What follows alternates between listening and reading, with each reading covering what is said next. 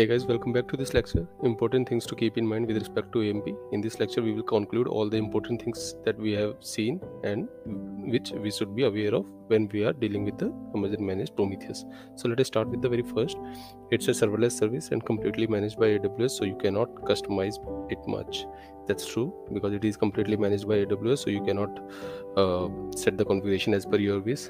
Okay, so the next thing is it stores metric data for up to 150 days and automatically releases the data older than that.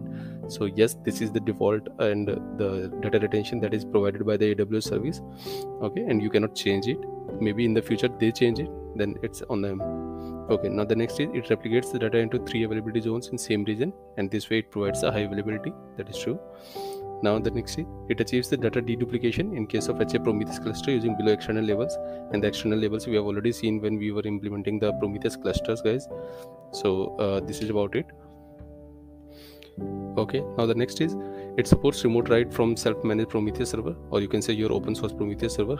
So it could be either in AKS or EC2 or either implementation it could be. So yes, you can use the remote write API to write the data to AMP. It does not support remote read API from open source Prometheus server, so metrics cannot be read from AMP in Prometheus GUI or say Prometheus Web UI. That means actually this is not the limitation at the AMP side, but this is something at the Prometheus server side, that is open source Prometheus, because their remote read API does not support the SigV4 authentication yet.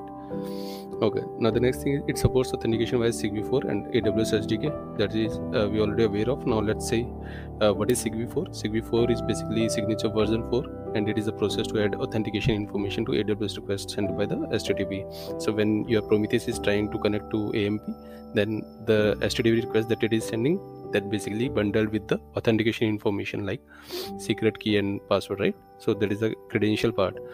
And if you do not have the credentials, then it uses your AWS SDK uses your role that is associated with your instance to complete the SigV4 authentication.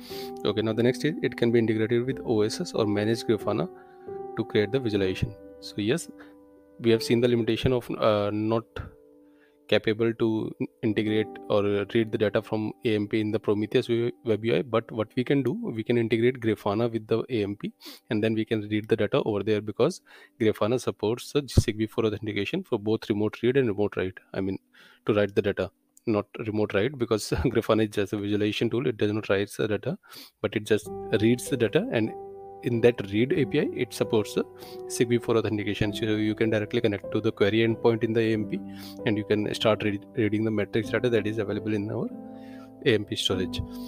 Okay guys, so these were the important things that we should know about AMP, and here we'll conclude this lecture. So in the next lecture, we will jump onto the use cases, and we'll see what are the other use cases where we can implement our Prometheus and what are the other implementations we have. So guys, I'll see you in the next lecture. Thank you so much.